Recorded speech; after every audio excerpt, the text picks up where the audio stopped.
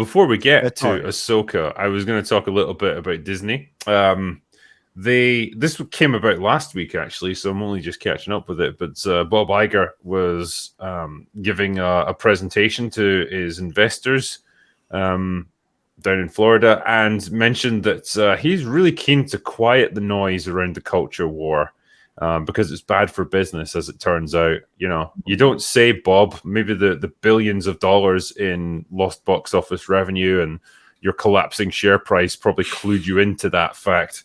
But yeah, it's kind of a funny one. As Gary mentions, you know, you didn't just get pulled into this old culture war here.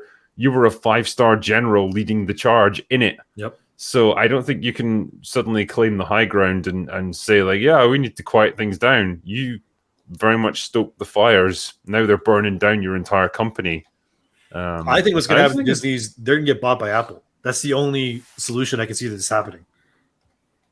I don't know what's going to happen to them, like how much they're even going to be worth by that point. But I just think it's an interesting change of attitude, I suppose, and it makes me think, well, are you even sincere about doing any of this stuff? Do you want to just get back to making apolitical content that's just about entertainment, or are you just going to be a bit more subtle about the stuff that you try and work into your movies and TV shows? Because I think it's going to be the latter.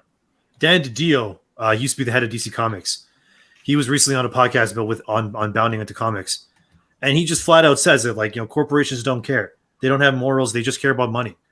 So they're going to push everything based on what they can see is politically correct. And that's it.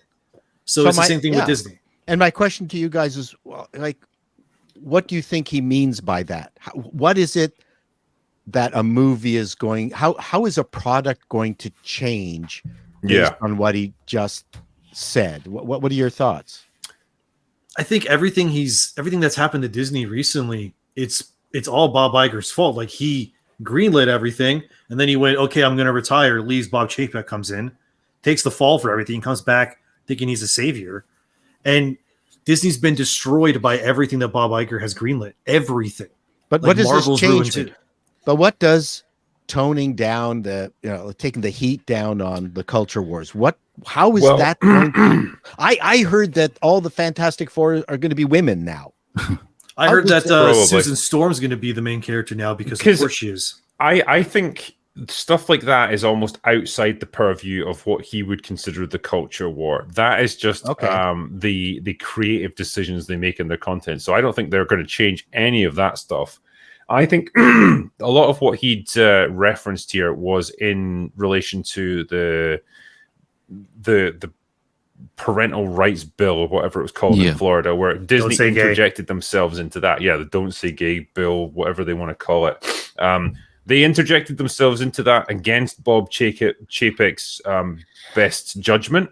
And they essentially went to war with the governor of Florida. Whether they knew it or not, he had the ability to massively screw up their business, where he can just take away their special tax exemption, their Reedy Creek development, which basically means they have massively increased their operating costs. They don't get exempt from tax in Florida now, and so they poked the bear, and he bit them back, and they didn't need to do any of this stuff. So I think this is what he's referencing. It's like, we just are not going to directly involve ourselves in political bills political issues. Which, funny enough, is actually what they began by doing. So from what I recall, it's a bit of a hazy, distant memory at this point, but they actually bounced themselves into the reaction to the parental rights bill, because they were criticized in the first place for not having publicly come out against it by people within the company who said, well, this is indicative of your lack of support for the alphabet community. And then they panicked and said, well, no, actually, look at our lobbying records. We're in government every single day. We speak to the governor all the time. We're lobbying for everything. We're definitely on your side. And then that created the big counter backlash, which is, well, no, actually, most of us would rather you were not doing any of that stuff.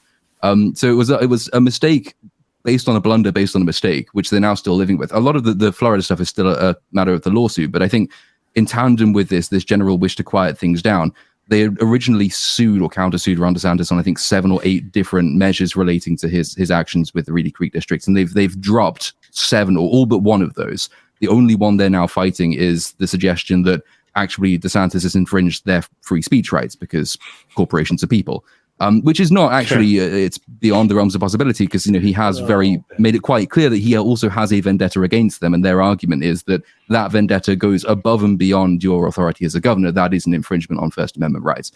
That's the one they're fighting. But they've dropped all the other ones that could be conceived as political or in any way superfluous to that core claim. And I think that's probably all part of this grander move just to, outside of films, just to make Disney much quieter as a whole. Fight the development if you can, but don't do that on a political level. Just do that on a constitutional law level, and people will suddenly, hopefully, stop associating us with the worst of the radical sort of wokey blowhards. But the problem is, they have to revamp what they put into their movies as well, if they want to escape that image, because it's become common knowledge. He's now getting asked questions Bob Iger, he's getting asked questions in interviews by mainstream news organizations, is Disney a woke company? And I normally hesitate to use that word, but I'm quoting them on this one.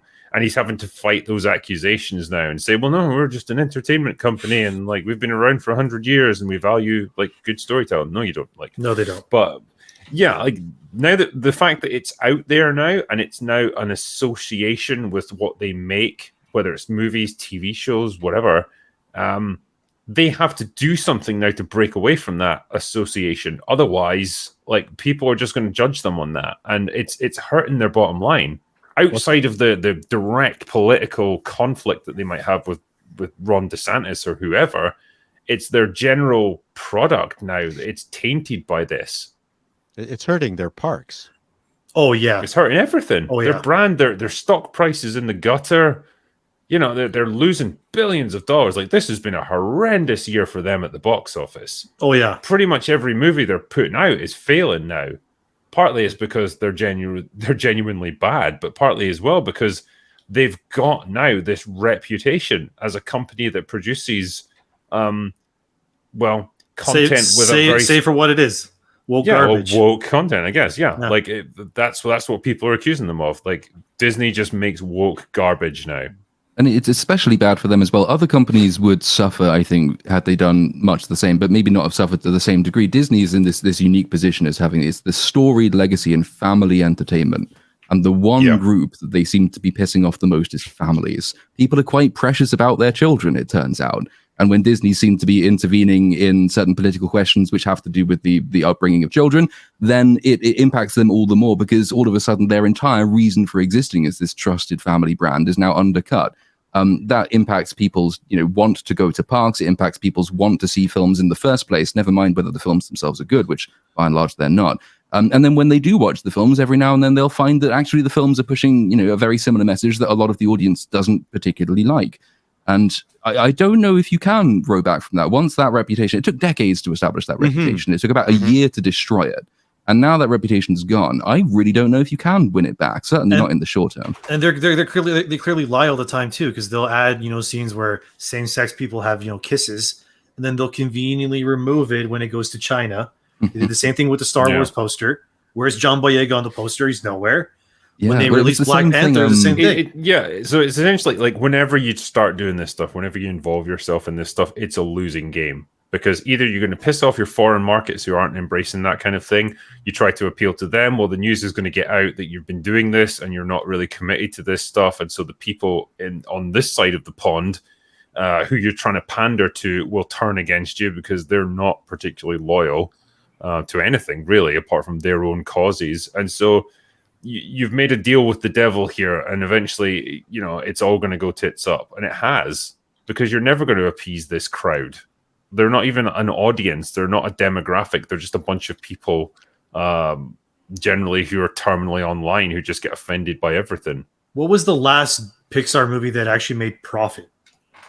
I'm struggling to think of it because they made Strange World that bombed horribly, and it was full of identity politics.